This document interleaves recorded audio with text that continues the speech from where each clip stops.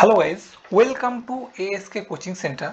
আজকে আমি আপনাদের সামনে উপস্থিত হয়েছি নতুন একটি কারেন্ট অ্যাফেয়ার্সের টপিকের ভিডিও নিয়ে।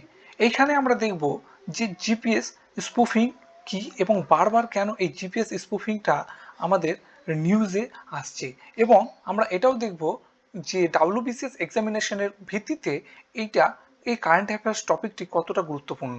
ঠিক আছে, আমরা এই ভিডিওর মধ্যে জানবো জিপিএস স্পুফিং কি। ঠিক আছে, চলুন। আর এই জিপিএস স্পুফিংটা আমাদের কাছে এতটা ম্যাটার করছে কেন?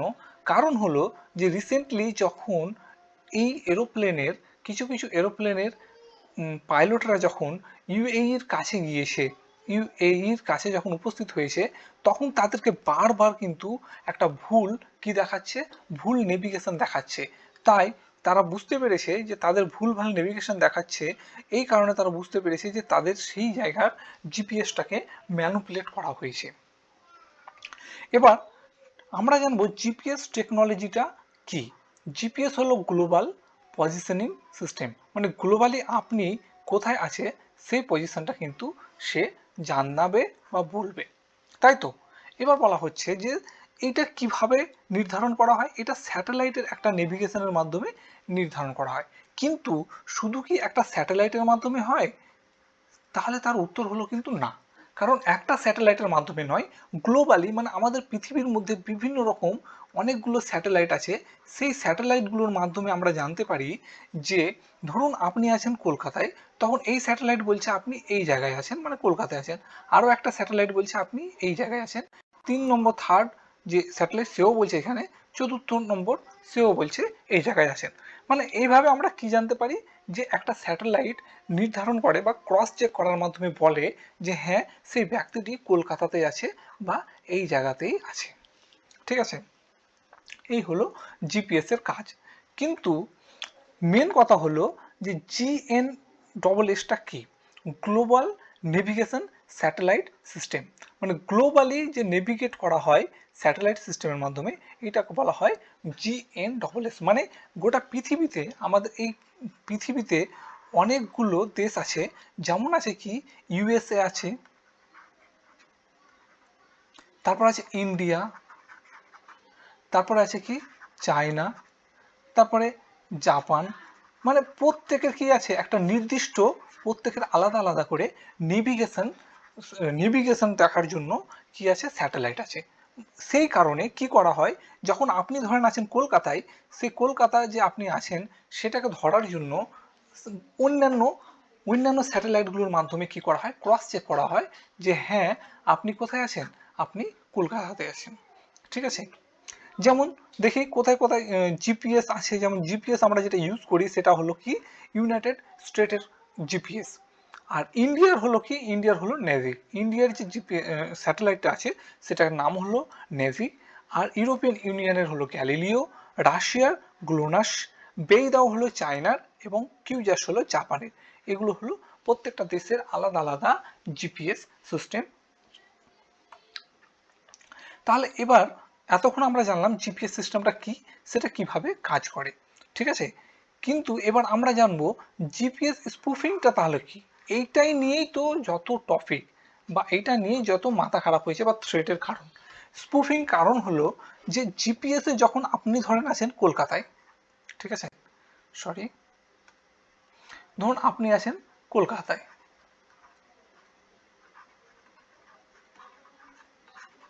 এবার কলকাতাতে যখন আপনি আছেন, তখন কি ঘটলো যে আপনি আছেন কলকাতায়, কিন্তু আপনি চাইছেন না যে আপনার লোকেশনটা আপনি শেয়ার করতে। তখন কি দেখানো হয় যে আপনি ধরুন কলকাতায় আছেন, কিন্তু দেখাচ্ছে কি যে আপনি কোনো এক সমুদ্রের মিডিলে আছেন। এইটাকে বলা হয় জিপিএস স্পুফিং।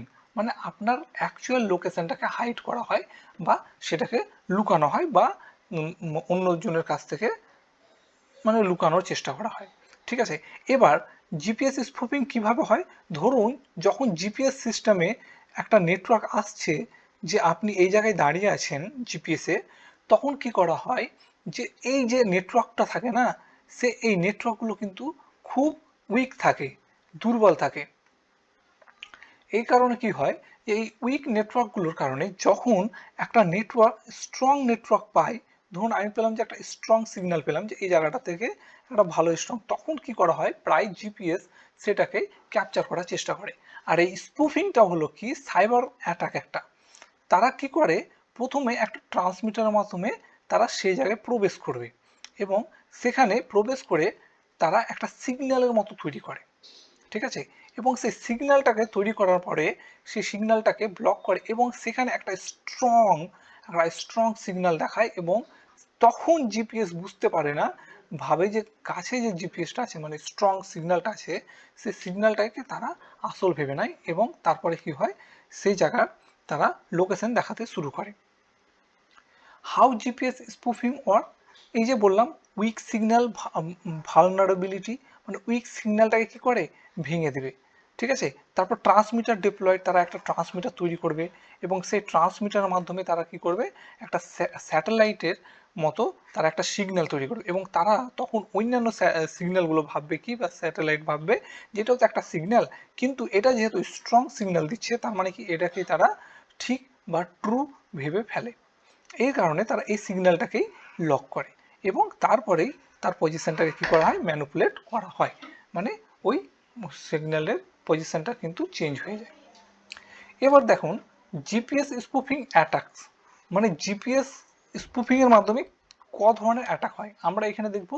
দুই ধরনের অ্যাটাক হয়, একটা হচ্ছে মিওকনিং আর একটা হলো ফেক সিগন্যাল জেনারেশন।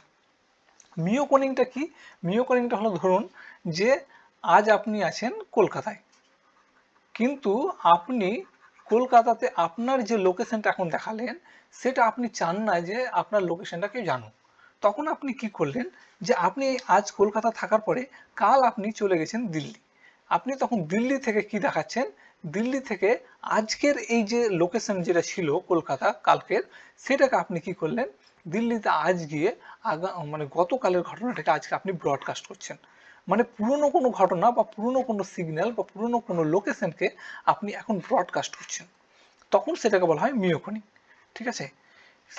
আর ফেক সিগন্যাল জেনারেশনটা কি, ফেক সিগন্যাল জেনারেশনটা হলো, এটা হলো খুব ডেঞ্জারাস একটা মানে আধুনিক একটা টেকনোলজি যেটার মাধ্যমে আপনার ডাইরেক্ট কি করবে, তারা সিগন্যাল তৈরি করবে, সিগন্যালটা কি হবে, স্ট্রং সিগন্যাল হবে এবং সাথে সাথে আপনাকে কি করবে, ফেক সিগন্যাল দেখাবে এবং আপনার যে পজিশন সেই পজিশনটাকে ম্যানিপুলেট করবে। আপনি আছেন কলকাতায় কিন্তু আপনাকে দেখাচ্ছে কোথায়, সমুদ্রের মাঝে আপনি দাঁড়িয়ে আছেন, মানে আপনাকে খুঁজে পাবে না, ঠিক আছে।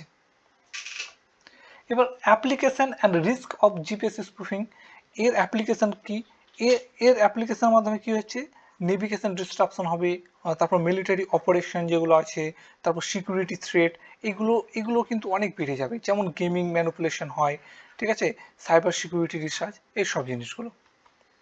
তারপর protection and measure and exam relevance, মানে এর মাধ্যমে আপনি কি করবেন, এটাকে তাহলে আপনি কিভাবে প্রোটেক্ট করবেন, এই যে জিনিসগুলো আছে যেমন নেভিগেশন ডিস্ট্রাকশন, যদি মিলিটারি অপারেশন, তাছাড়া আপনার আমরা যদি অ্যাভিয়েশন সিস্টেম দেখি, তারপরে আপনার শিপিংগুলো দেখি, যারা শিপিং করে তাদের তো সমস্ত জিনিসগুলোই কি হয়, একটা মানে জিপিএস এর ম্যাপিংয়ের উপরেই তো ডিপেন্ডেড ওরা হয়। ধরুন এই যে এরোপ্লেনটা উঠছে সে তো পুরোপুরি জিপিএস এর লোকেশনের উপরেই চলে, তাহলে এটাকে যদি কেউ ম্যানুপুলেট করতে থাকে তাহলে তো এটা একটা বিশাল বড় ডেঞ্জারাস একটা জিনিস হয়ে দাঁড়াবে, তাই না। এই কারণে এই জিনিসগুলো ক্ষেত্রে বিশাল বড় একটা থ্রেট হয়ে দাঁড়িয়েছে।